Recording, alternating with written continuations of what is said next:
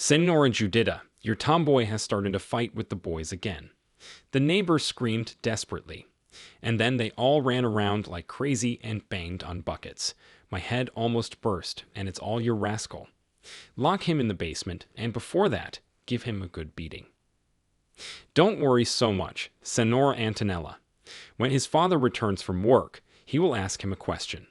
Madame Celentano soothed the woman. As if not so, Adriano was adored by his family, and he got away with everything until he was a teenager. Then Juditta began to treat him more strictly, fearing that her beloved son would grow up to be a slacker. Mom was tearing her hair out. God, a slob and a scamp is growing up. Last 85-year-old Adriano Celentano. His birth was expected, but in a peculiar way. Instead of taking care of the crib and stroller for the baby, the family was preparing to bury him. Pregnant with her fifth child, Judith was 41 years old, and she considered herself old for childbirth. The body is too decrepit to bear a healthy child. If he is born, he will die immediately, the woman sighed sadly. She got married at the age of 19. A simple village girl got married to 26-year-old Leontino Celentano, a lingerie salesman, 2 weeks after meeting in the autumn of 1916. They fell in love with each other passionately and could no longer imagine life without each other. 9 months later, a daughter, Rosa, was born. In 1920, Alessandro's son was born. 2 years later, Maria was born, and in 1925, Adriano was born. The family moved from southern Puglia to Milan. Leontino worked in a baking factory. Judith had to work too. She sewed well. Anyway, there was only enough money for the most necessary things. They lived poorly, but amicably. In 1934, a great misfortune happened. The youngest Adriano was diagnosed with leukemia, and 5 months later, the 9-year-old girl died. Adriano Celentano recalled that in his mother's room there was something like an altar in memory of his daughter who had passed away. She mourned her all her life. In the summer of 1937, Judith felt unwell.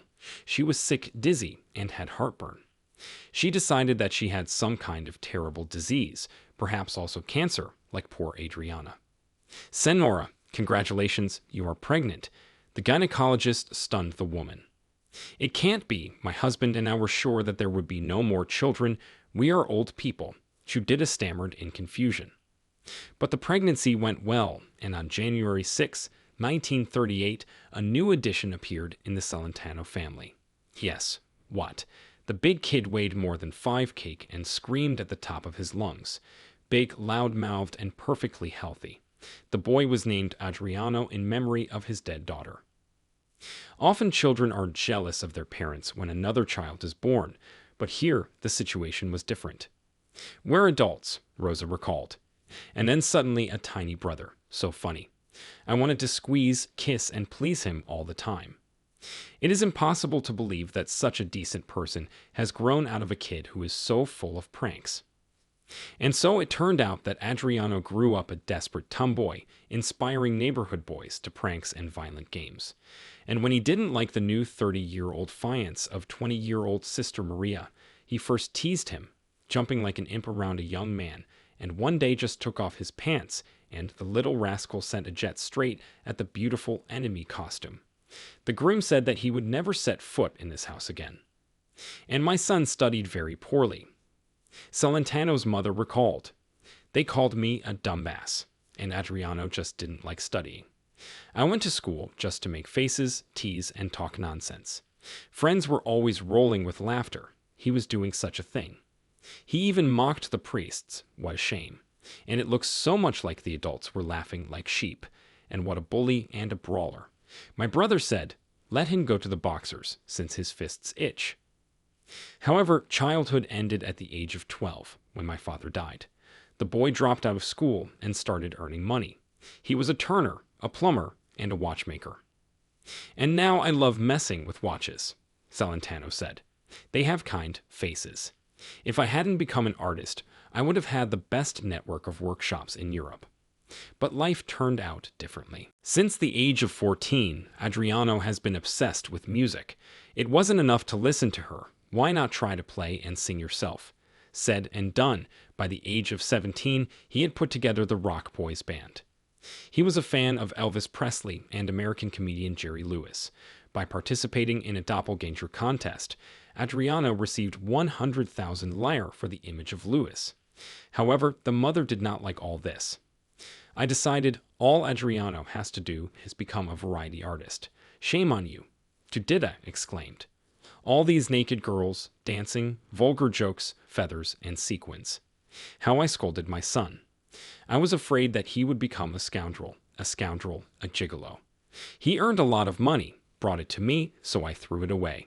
I don't need dirty, depraved money. Celentano didn't talk to Juditta for a week. He was so upset.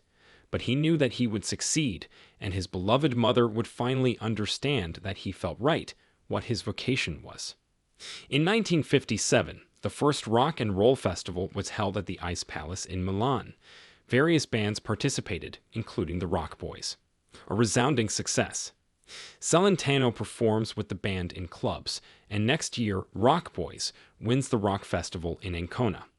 Adriano records a CD and soon creates his own record company. He meets Claudia Moroni. The young people fall in love and secretly get married at 3 in the morning to avoid the paparazzi and journalists who constantly track them down. And the couple moves in with Judith.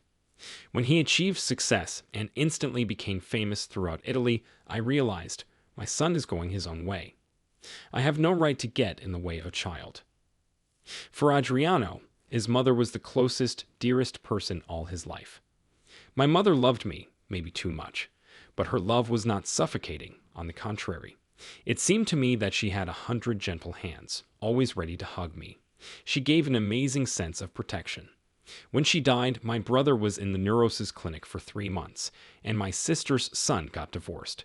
It's just that my mom was a lightning rod in our family.